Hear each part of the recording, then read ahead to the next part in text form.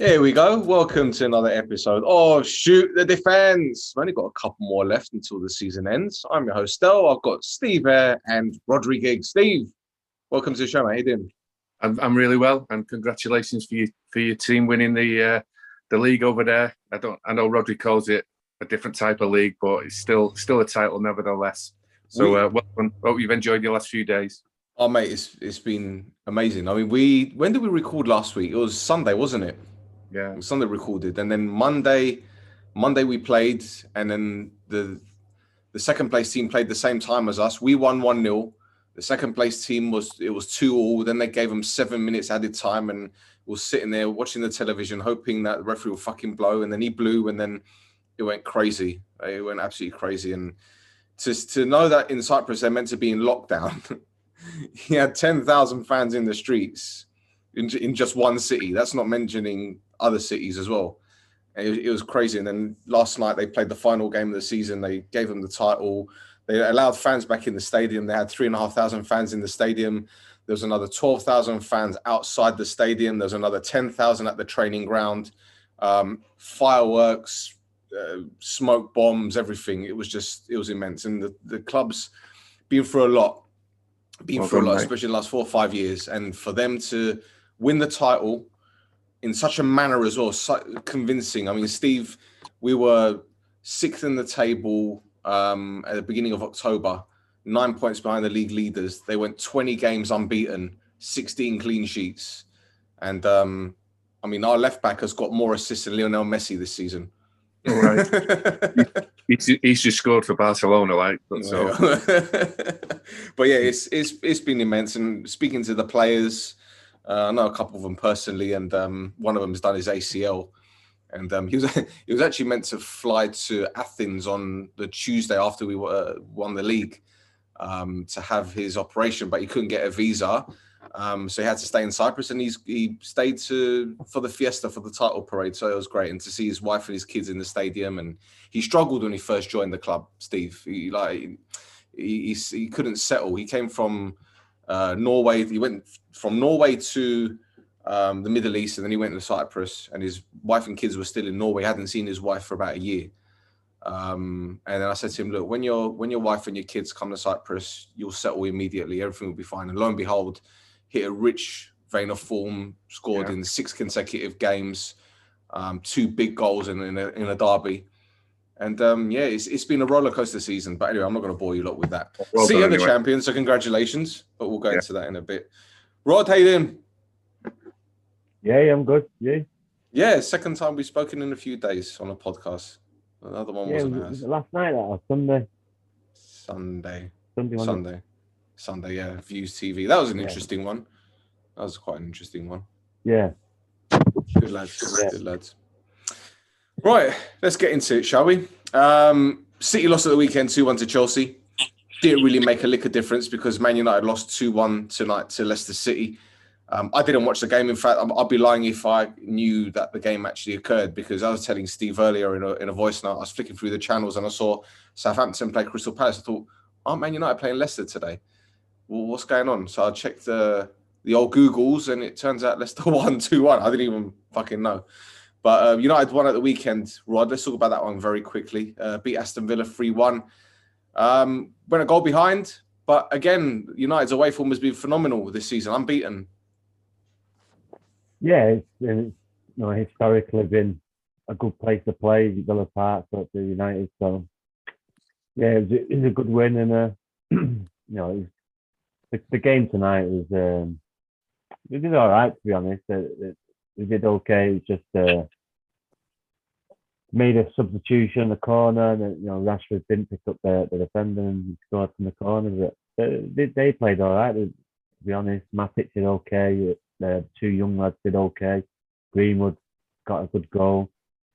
But yeah, the Villa game, it was a good win. We just need to transform that home form, because home form, to be honest, has been dreadful.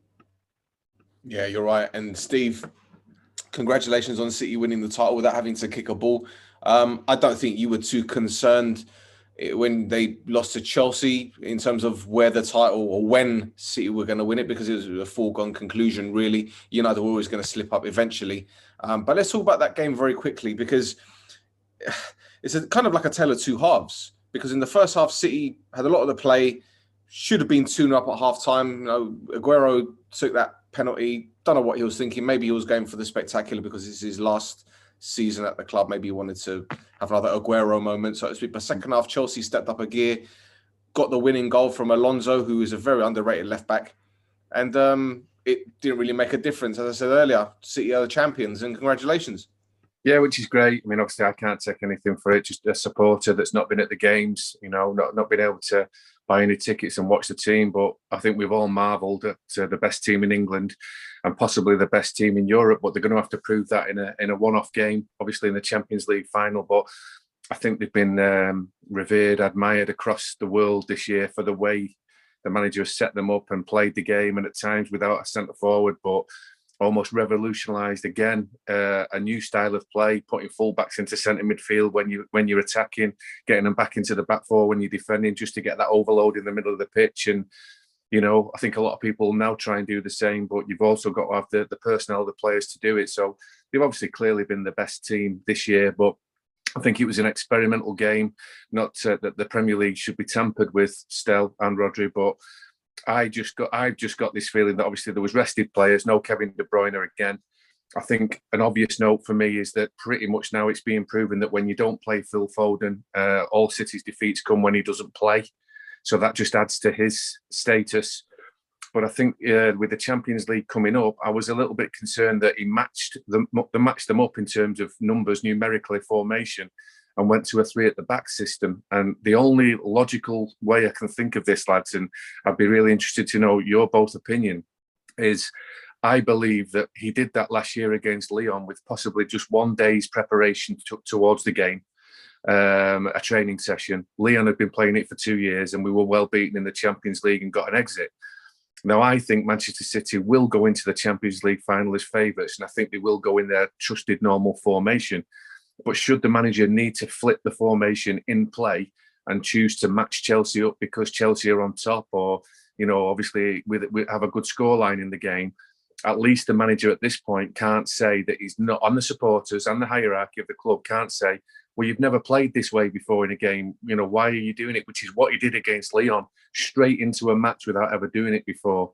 I believe he was doing it as an experiment to work out what's good and what's not so good. And actually on the day, it's another time and another Pep Guardiola Manchester City defeat where there is 8 that I can count immediately where we've been beaten by a back 3. So whilst we're the best team in the country, that's been proven.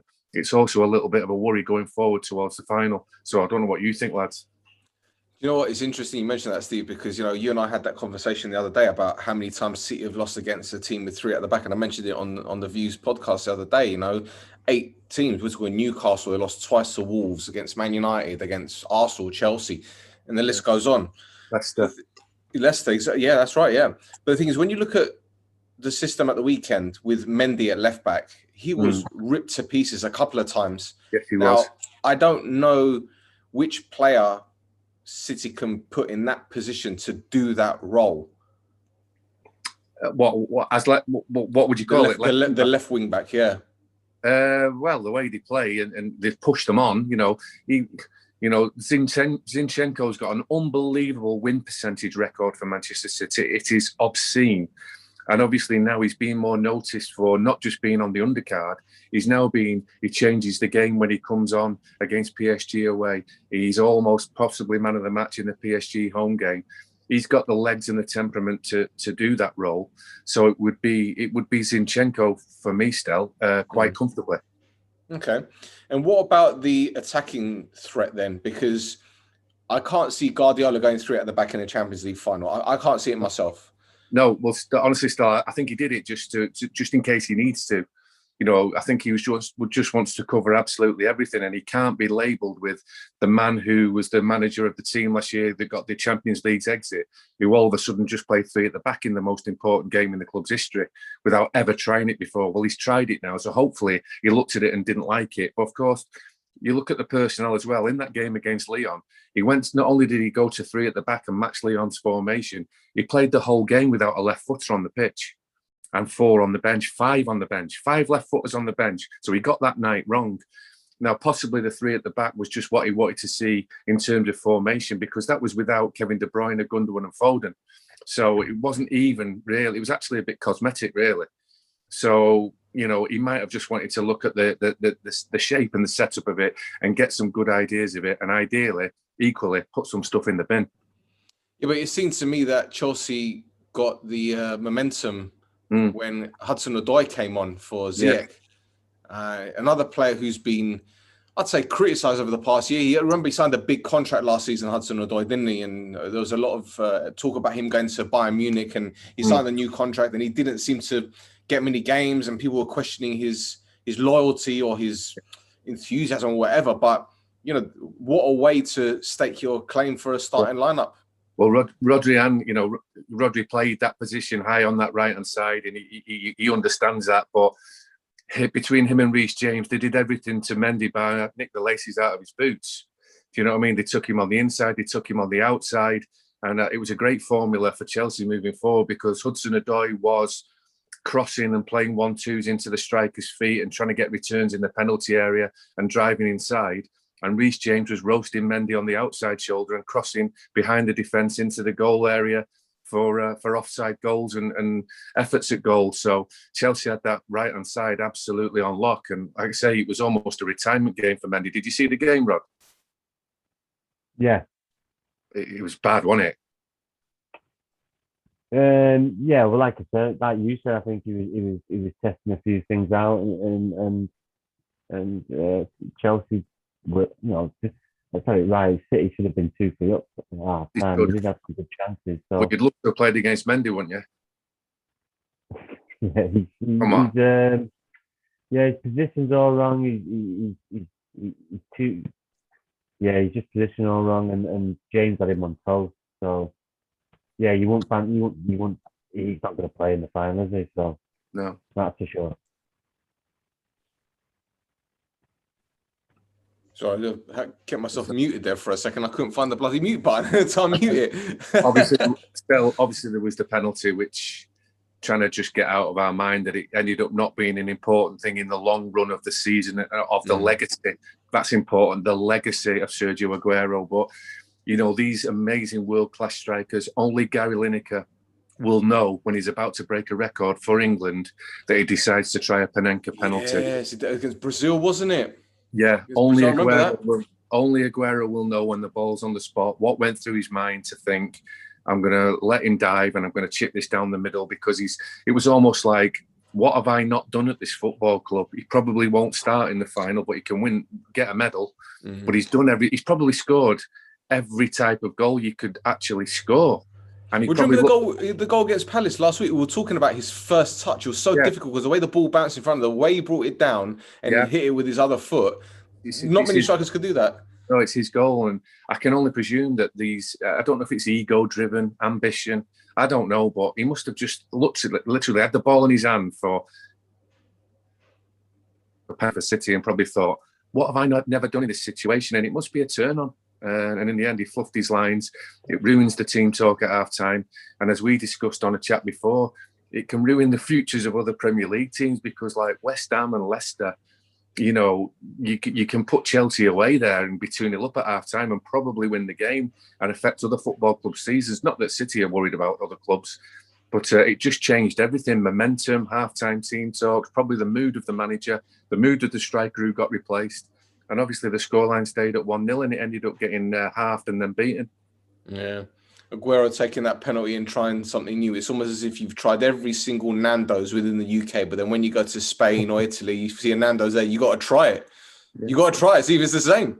It felt like that. It felt like I can only guess what was going through his mind, but he scored every type of goal possible bar that. He probably just wanted to add it to his portfolio, shall we say.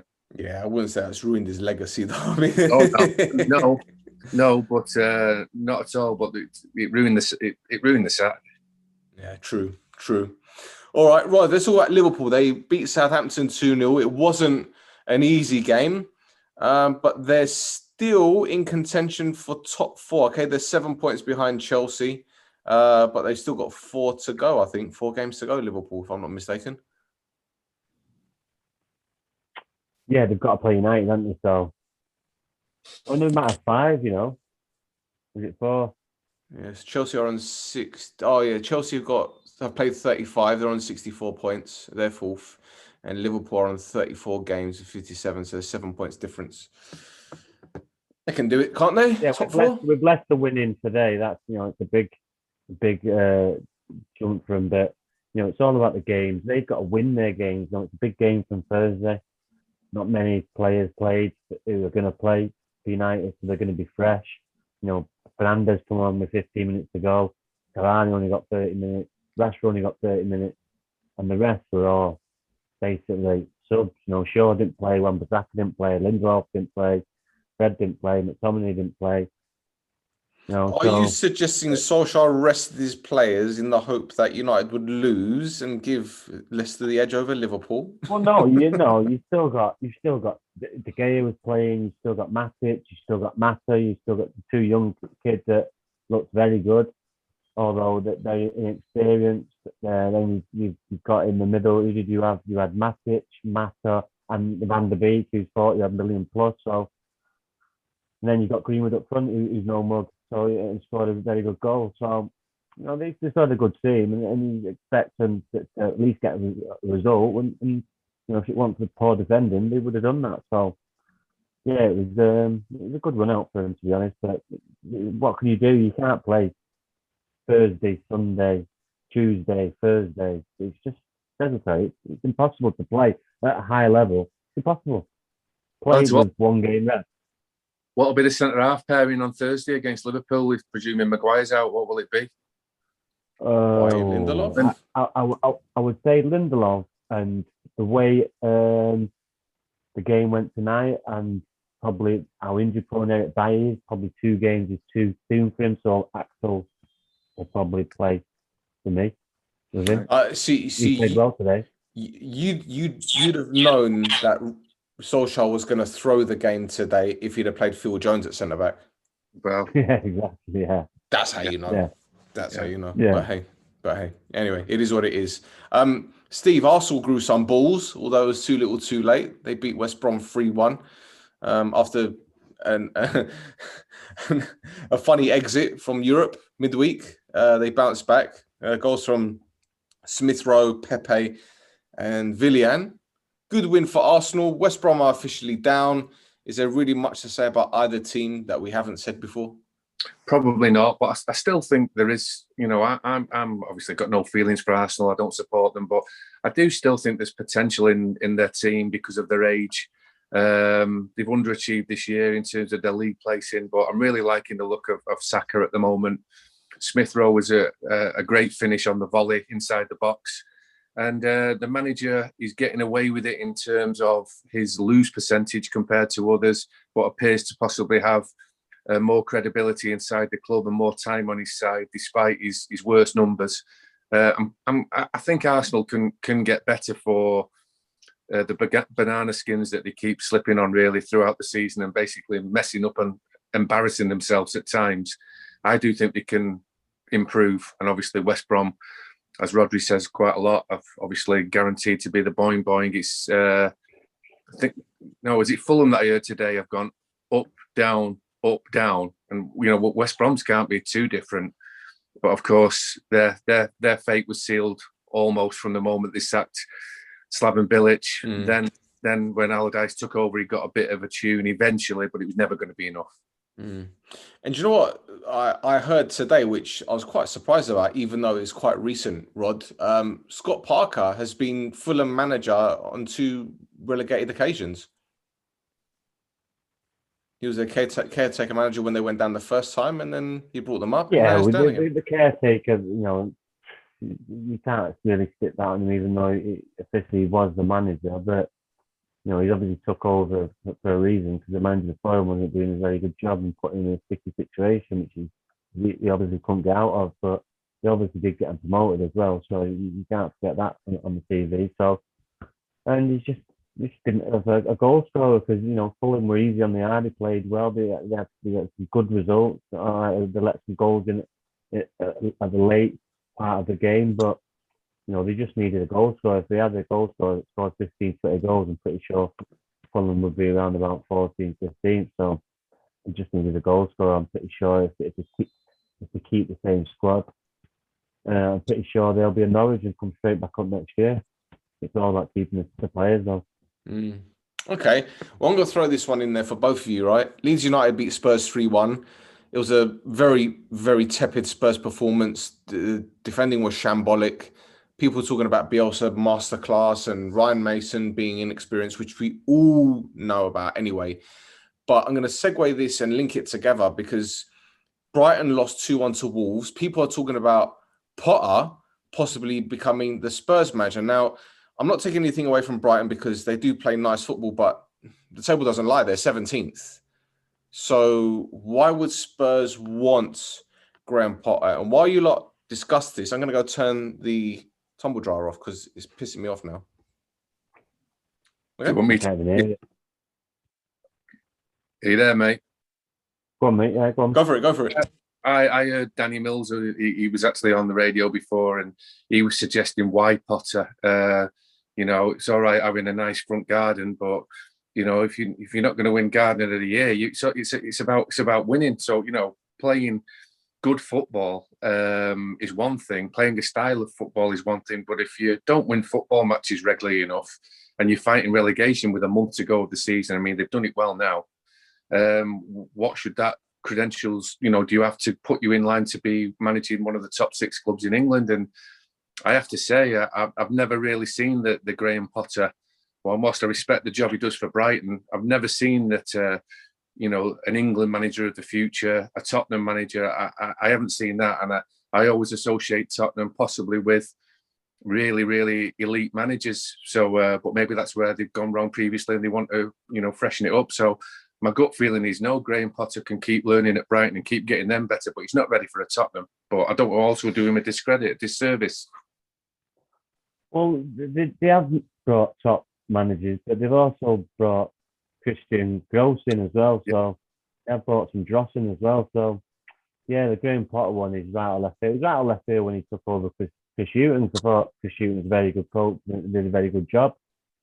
So he didn't get relegated. He kept him in the Premier League. All right, there was fighting relegation, but so was Graham Potter. So yeah, it's a weird one for me, and it's just one of them managers that name keeps on popping up. A couple of years ago it was Carl Robinson, and every job was coming up. But he seems to have gone off the boil, and now it's Graham Potter seems to be the fresh face on the scene. So yeah, I can't see it, to be honest. So I just can't see it in going to Tottenham for what he hasn't, like you say, he hasn't won anything, he hasn't done anything. So he's just fighting relegation, which so is Chris Hughton. I'm sure Chris Hughton's got more of a chance to get Tottenham because of the history of the. So that's not going to happen. So yeah, I don't see it. So. In that case, what about Nuno Espirito Santo from Wolves? He's linked with the Spurs job, and it's come around about the time when Pedro Martins, who's the head coach of Olympiacos, is linked to Wolves. Now, can you see Nuno go to Spurs?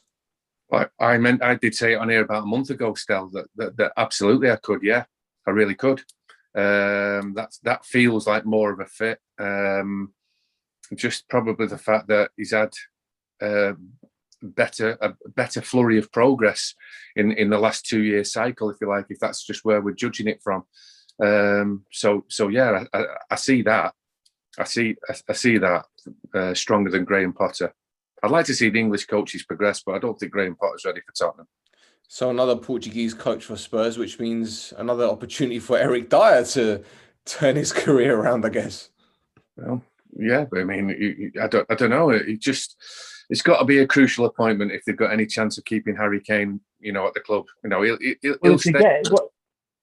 We don't know about the centre forward if he's going to play again, but if he does, and he does end up going to Tottenham, he'd be a fit for Tottenham. Oh, Jimenez. If they did lose Harry Kane, yeah, but it's a doubt if he's going to play again because it was a bad one, wasn't it?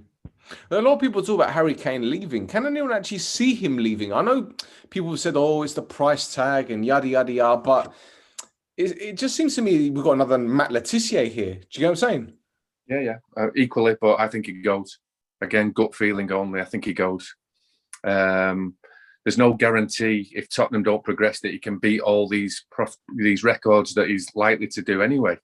That's the only thing that's probably keeping him at the club. Obviously, it feels like he's home and he can beat all these records in-house.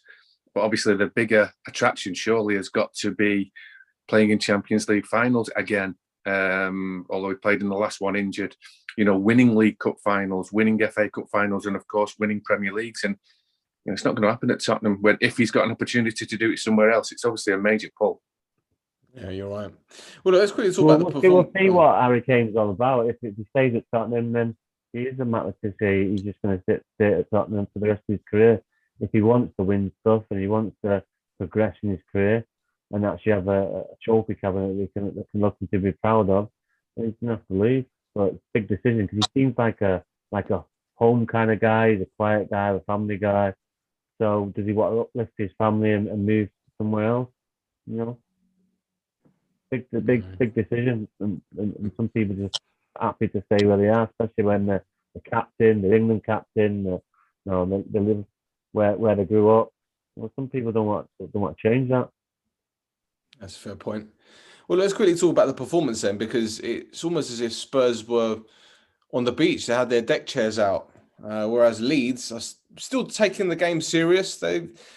What's the highest they can finish on 34 games, a possible 12 to go. So the highest the most they can get is 60 points, which at this moment in time would take them to 6th, where Liverpool are. But again, Liverpool are going to win their game. So I think the highest Leeds can realistically finish is probably 7th.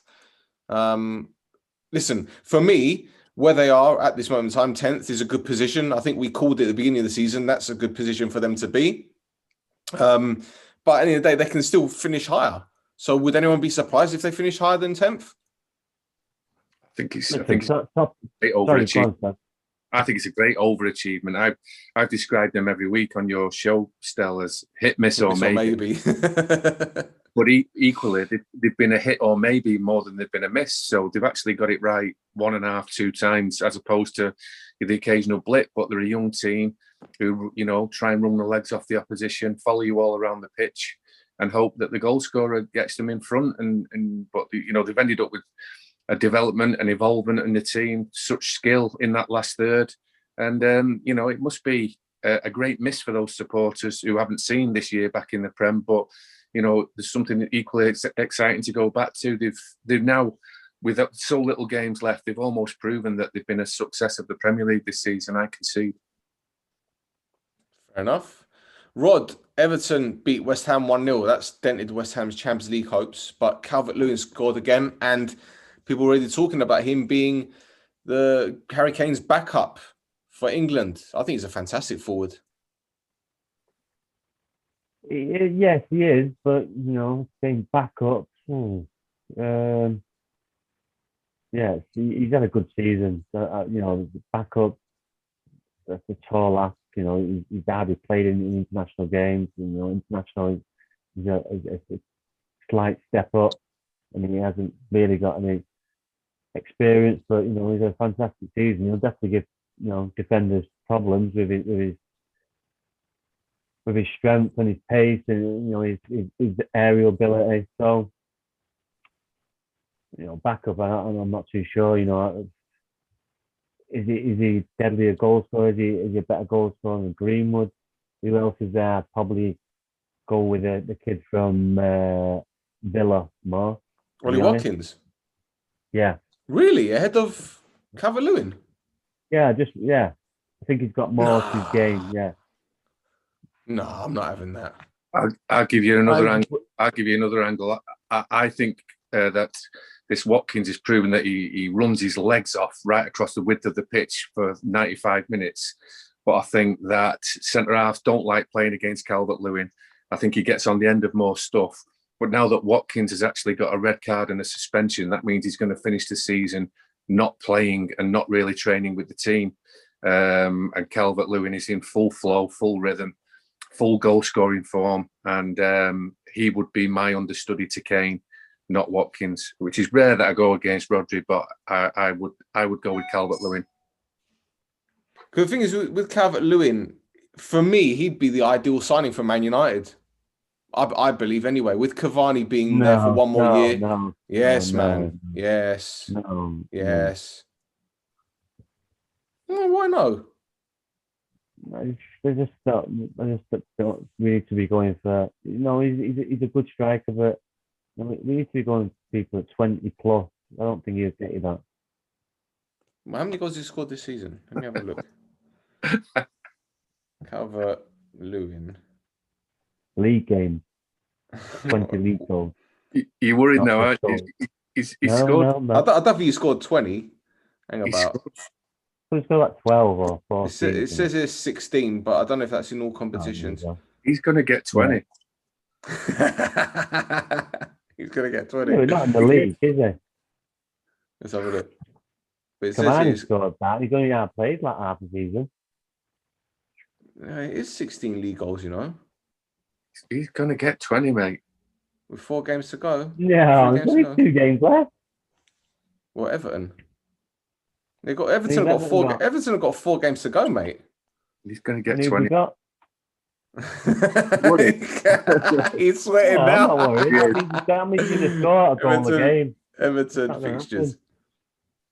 He'll get a 2, a none, a 1, and a 1. Oh, here we go. Who's he playing? Right, they're playing Aston Villa away on the 13th. Sheffield United at home, hat trick. That's where he was. That's where he's from. That's what the School of Excellence Academy is from. Yeah. Who else? Wolves at home and City away. Yeah. See, the Sheffield, the 2. Mind you, City are going to be jolly up, aren't they? Mind you, they're going to be, fighting for places for Champions League. So, I think he'll score 4 goals, at least 4 goals in those games. He'll score a hat trick against Sheffield United, man. Do you want that defense. Do you want to bet that didn't score 20 goals? Yes, I'll take you on. Let's have a look. Hang about Calvert Lewin goals. I just want to confirm at the moment how many goals he's on, because Transfermarkt says he's on 16. Calvert Lewin, come on. Doesn't even say. Why does it not say? For fuck's sake. 16th goal of the season. Yeah. Should we also say as well, I know Watkins has for England, but Calvert Lewin has also scored goals for England as well. Well, it all depends. If he might call James Vardy up. Say, "Come on, Jamie, come on, give us a summer." No chance. Jamie Vardy. You never know. Come on. I doubt you doubt it. But instead, would you take Greenwood? Today, you've asked me now this minute today. Yes. Even 3 weeks ago, I'd have been no. Gary Neville championed it, and I thought, God, no, he's just being biased. But the last 3 weeks that he's had, yes, I would. Yes, I would. They've took Walcott. They've had Sturridge in the past. You need that. Walcott and Sturridge are different players, but certainly Sturridge and Mason Greenwood. Anything that's in the box, you can draw defenders. You can beat them. Loves to step over left and right. Can get penalties. I think. Yes, I would. Yeah. Almost. I'm actually going to say definitely I would. Yeah. There you go. Sorted. Right, what games shall we discuss now? What games have we got? Fulham, Burnley. Burnley won. I know Fulham are down, which we've already spoken about. Good end to the season for Burnley there, Rod. 15th in the table. And do you know what? People are talking about Potter taking over at Spurs. And Tobes from Tapping Football mentioned Sean Dyche possibly taking over at Spurs. And he says, well, listen, people have been poo-pooing him for years, but he's done a job. Limited budget, and you've been the only person that I know that's been backing Sean Dyche like consistently, week in, week out. Steve, I haven't known you long enough to talk about you, but I know Rod has since. You've got to look at the whole picture, mate. When you got there, Burnley was a dump when it got there. The pitch, the training ground. Now it's a Premier League training ground. The really comfortable in the Premier League every year with, not brilliant players, but, workhorse players. Yes, they've got decent defenders. The two centre-halves are very, very good, and they're always fit and they're always playing. Two strong English centre-halves. So that always helps. So, but yeah, he's done a good job, and just put his name, probably not Garcia or Lopez. He won't get the Tottenham job because he's English and he's got the voice and he's got. So yeah, I wouldn't be surprised if he got it, but because he probably deserves a job like that. Because let's see what he can do with a team like Tottenham. You've seen what he can do with Birmingham. Let's see what he can do with better teams, but we never really see it really. They always go for like a sexy name, or I don't know, like a Jose Mourinho. Well, they wanted Nagelsmann, but he's decided to go to Bayern Munich. They're talking about other head coaches. We've mentioned like a Klinsmann. You could see Klinsmann turning up. Oh, that would be suicidal, mate. That would be suicidal. You could see something like that, couldn't you? Oh, no, I don't know. Why haven't they already? They must be waiting for someone. They're not really waiting for. Whether they talk about Allegri, who has been out of contract, or he hasn't got a job. He's been out of work for goodness sake. Because they want to save money, because where they were in a position, let's get him out the door. Let's pay him, £2 million because we're ninth or eighth, wherever we were, and it's left him in shit creek with a novice manager looking like a deer in the headlights. Yeah, but if you think about it, whoever comes in, and I think we spoke about this the other day on Views, whoever comes in at Spurs, that's a massive task as well. Because Pochettino got the best out of that squad. I think they peaked under Pochettino. And whoever's come in since, be it Jose Mourinho or even, poor lad that's taken charge now, Ryan Mason. Yeah, we talked about somebody, didn't we? Yeah. It's all about the players that they keep. They have to keep Harry Kane. If they lose him, then they've got big problems, because he's 25 goals season guaranteed. You know how hard that is in the Premier League. Every year, guaranteed. So that's what they're losing. Yeah. The thing is, when you look at the rest of the teams there, Steve, chances are Crystal Palace are going to need a new manager. Yeah. I don't know what's going to happen with Nuno, as you mentioned. I think Arteta's job is on the line, especially after the ending of this season. Steve Bruce came out the other day, absolutely lambasted a lot of Newcastle supporters, but he said that many were very supportive towards him. So I think we're going to see more of a managerial merry-go-round this summer, won't we? I totally agree. Yeah, I think there'll be a freshness about the Premier League touchlines. I do.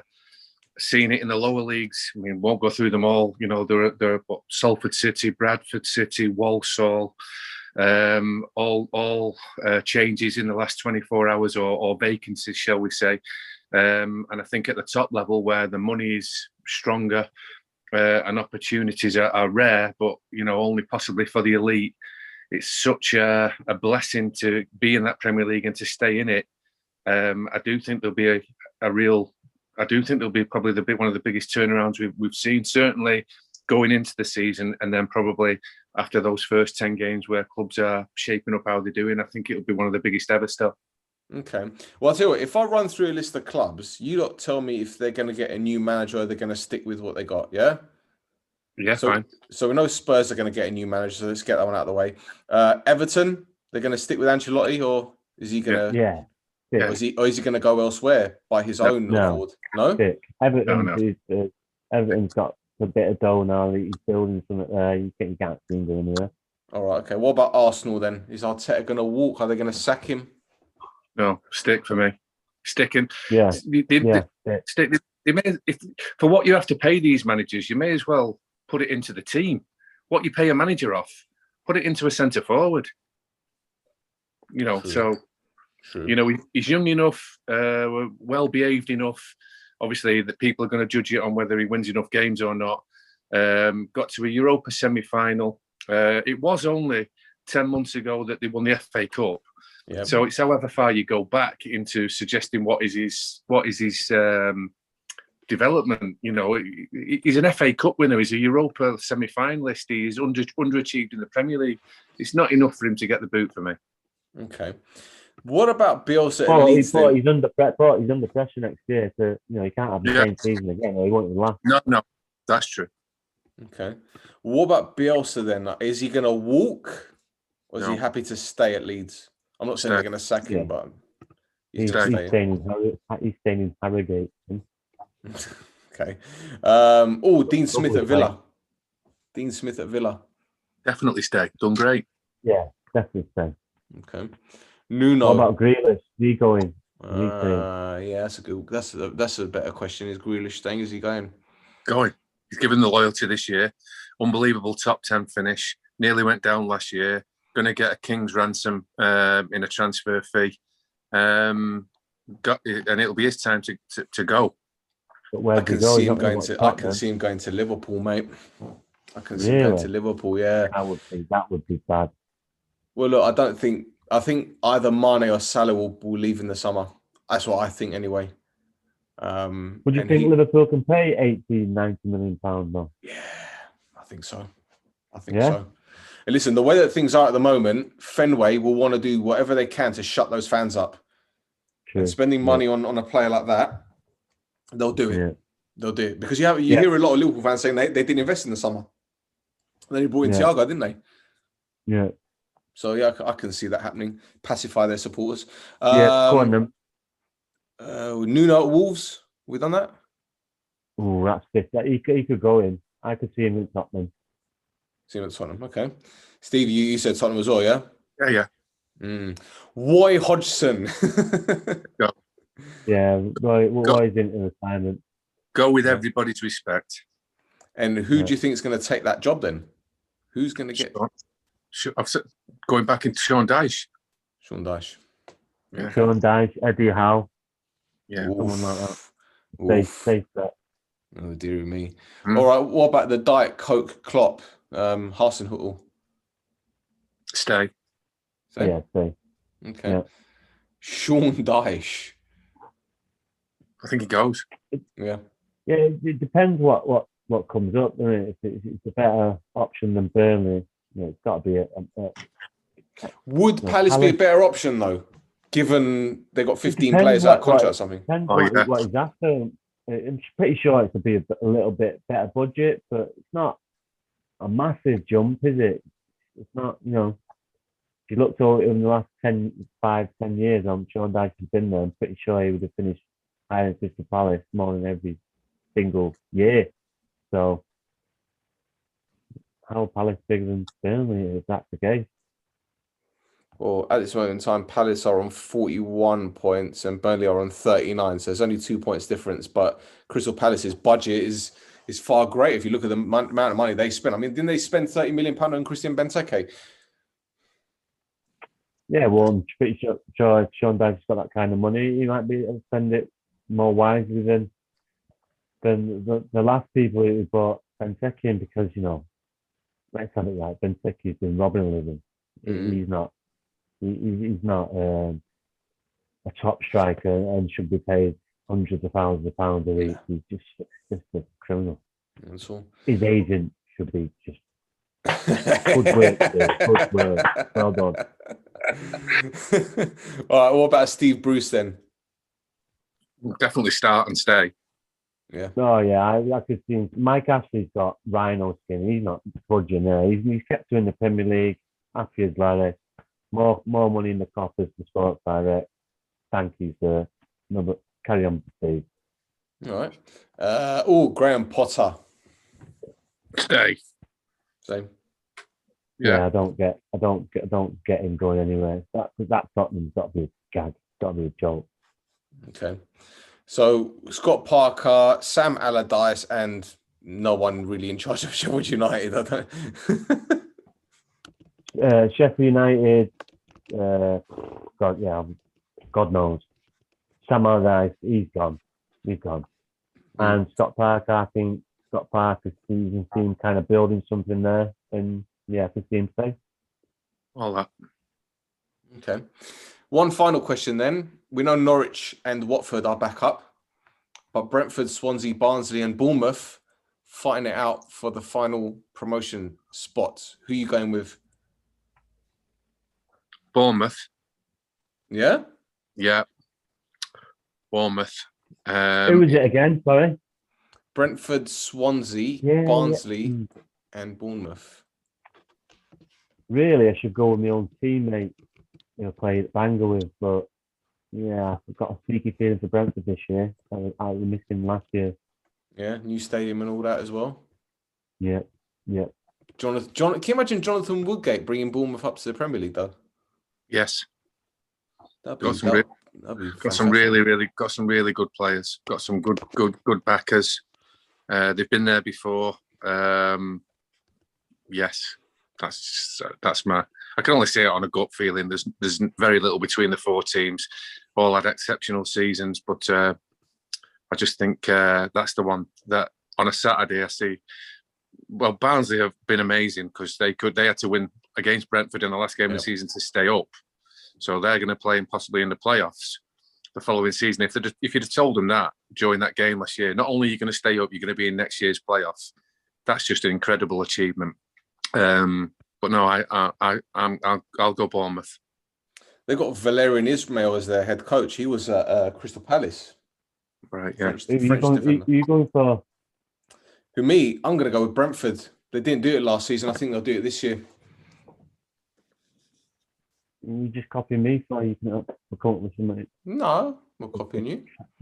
Listen, I don't know too much about Barnsley. I know Swansea have got Steve. Is it Steve Cooper? That's their head coach.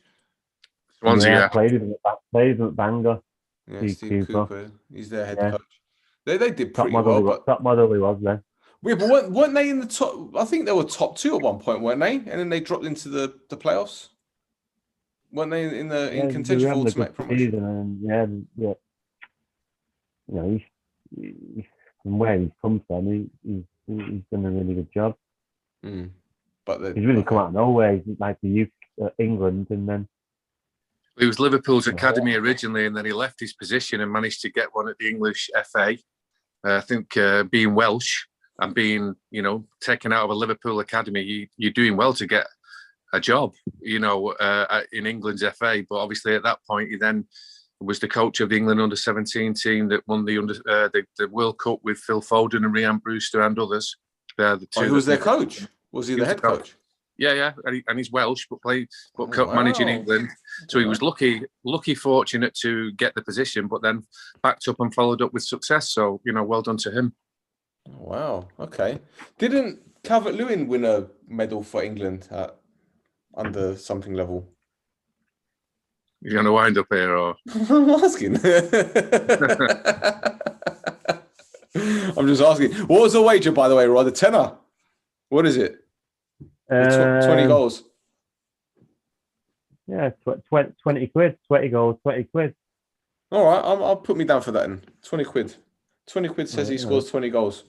He'll probably get his cruise shit. Well,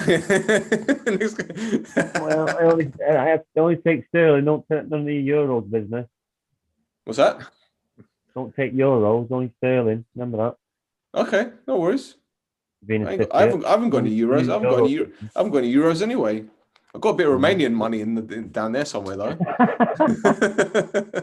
Long story, but anyway. Right, that's been another episode. We've done almost an hour. I don't know how we filled in the time actually. It's just going off on really. To everyone listening, thank you very much. Socials, Rod? Rod James Gig. Excellent. Steve, thank you for joining us again, mate. I know you're not on social media, so follow Rhodri's. It's the best. Just follow him. And Rhodri has unfollowed Shoot the Defense account, by the way. I don't know why, but he's unfollowed it.